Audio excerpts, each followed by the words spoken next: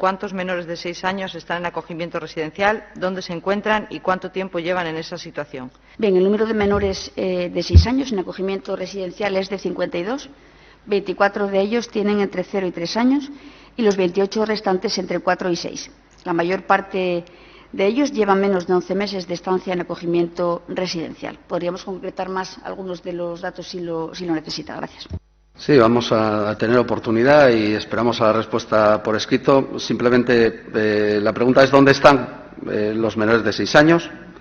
¿En acogimiento familiar, como dice la ley, o en acogimiento residencial?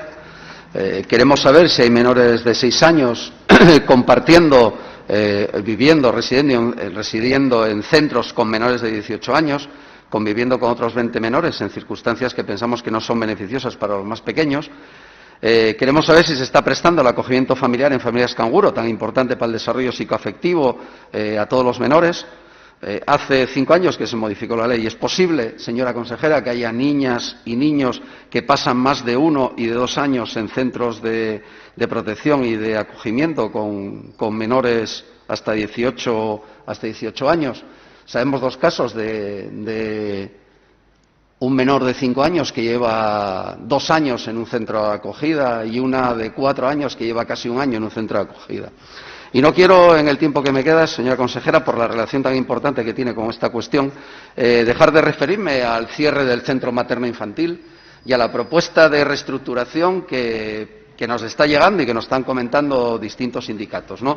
La nueva ubicación del centro de urgencia 03, la amortización de 20 plazas, cuando insistentemente le vienen pidiendo refuerzos de personal en varias categorías, en algunos casos como consecuencia de recortes y amortizaciones que se hicieron a favor de otras consejerías, y la modificación sustancial de las condiciones de trabajo, ¿no? Parece que lo primero y lo más razonable sería que tuviéramos información sobre el número de plazas de menores que plantean para el nuevo centro de urgencia 03 y así poder colaborar todas y todos en la estimación de la plantilla que sería necesaria. Tampoco, y de la misma manera, parece tener mucho sentido desaprovechar el edificio recién reformado en Pedro Masaveu, ¿no?, que se gastaron aproximadamente, si no tengo mala cifra, 400.000 euros solo en la cubierta del tejado, con infraestructuras adaptadas al servicio. No entendemos, señora consejera, la propuesta de ubicar a bebés en un piso del Fundoma, sin cocina, sin vigilancia y sin servicios próximos en la comunidad, que, por supuesto, nada va a mejorar la calidad de atención a los menores. Tampoco entendemos, señora consejera, que se pretenda eliminar el servicio de cocina y que se encarga una empresa privada que lo transporte desde donde decidan que se prepare la comida. La verdad que no sé a quién se le ocurrió esa brillante idea, si que eso es cierto, y sobre todo y fundamentalmente en mitad de una pandemia con el riesgo de contaminaciones cruzadas o los problemas de disponibilidad de un servicio de urgencia. La verdad que yo cuando hablaba con representantes sindicales me preguntaba qué les hicieron a ustedes las personas que trabajan como técnicas de educación infantil, porque precarizan el trabajo, pasan los contratos a tiempo parcial de fin de semana y amortizan 13 plazas. O eso es la información que tenemos, ¿no? La verdad que así resulta imposible hacer acompañamientos de las niñas y niños o cubrir ausencias imprevistas, disfrute de permisos, etcétera. Incluso planteábamos que en vez de amortizar plazas se podrían reubicar en escuelas infantiles municipales donde hay realmente problemas, ¿no? También se nos dice que pretenden ustedes amortizar 3 plazas de auxiliares de educadores y además modificar las condiciones de trabajo de quienes sobrevivan a ese recorte, cambiando ubicaciones o pasándolos a turnos de noche. Tampoco parece importar mucho el informe, o no les parece que importe mucho el informe del Servicio de Prevención de Riesgos, ¿no?, que propone justamente un incremento de plantilla. También se pretenden amortizar 3 plazas de personas operarias de servicio y otra plaza de costurera, plazas todas ellas, por supuesto, pensamos que necesarias, como todas las anteriores. Tampoco tienen mucha suerte ni siquiera las personas que trabajan de vigilantes de seguridad, ¿no?, que serán sembradas por las distintas consejerías. La verdad, señora consejera, parece una escabechina importante, ¿no? Y la pregunta es, si sabían que iban a cerrar el centro materno-infantil, ¿por qué no lo informaron? Porque todo esto está pasando en mitad de un concurso de traslados y con un nuevo decreto de contratación temporal. Estoy convencido de que si la gente supiera todo esto, señora consejera, teniendo conocimiento del inminente cierre, nadie habría pedido destino en ese centro y también se vería afectado el personal temporal, como sabe, que rechazó vacantes por mejora de empleo que solo se ofrece una vez. La verdad que es un grave perjuicio a las personas trabajadoras, señora consejera, y es la primera vez porque nunca se vio nada igual en Asturias en los últimos... Termino Termino ya, una frase. No se vio nada igual en Asturias en los últimos 40 años, señora consejera, ¿no?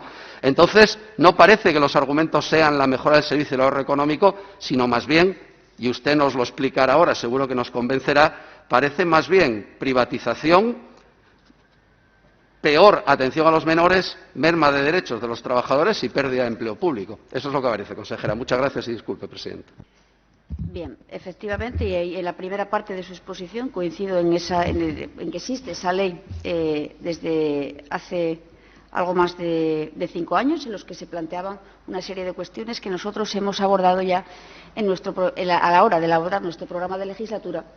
Y al inicio, en aquella primera comparecencia, planteábamos unos objetivos concretos en el ámbito de las políticas de atención a la infancia.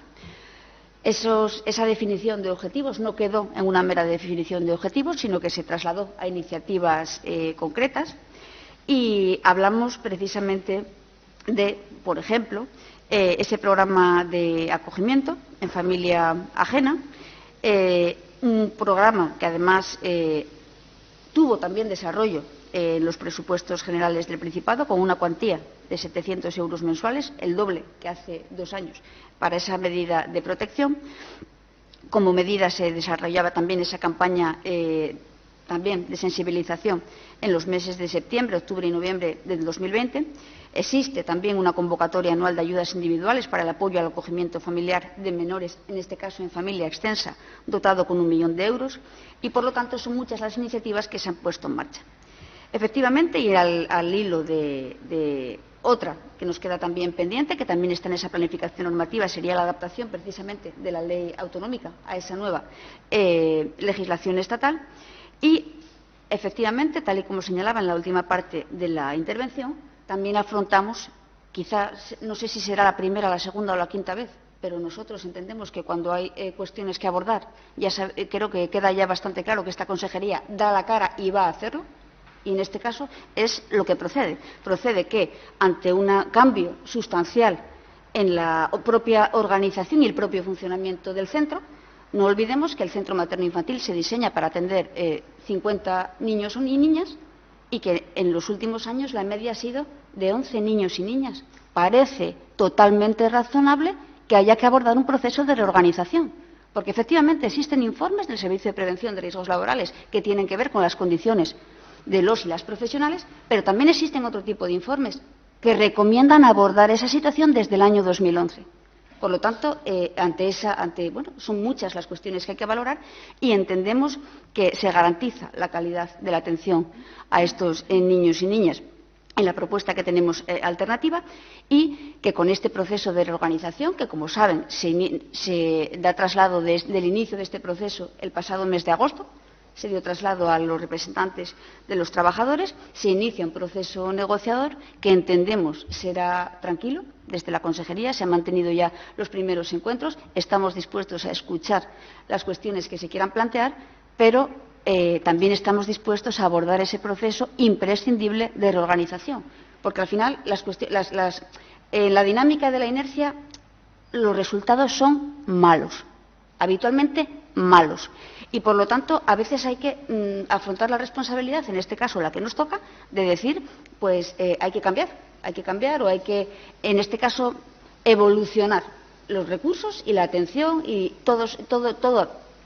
Al final hablamos de recursos públicos y, por lo tanto, hay que ponerlos a disposición de la atención a las personas en las mejores condiciones posibles. Y, en este caso, en ese proceso de negociación, que, como le digo, estamos valorando propuestas, se atenderá precisamente eso, la atención con escrupuloso rigor a esos niños y niñas y también el velar por la sostenibilidad, como vengo diciendo habitualmente, del sistema asturiano público de servicios sociales. Gracias.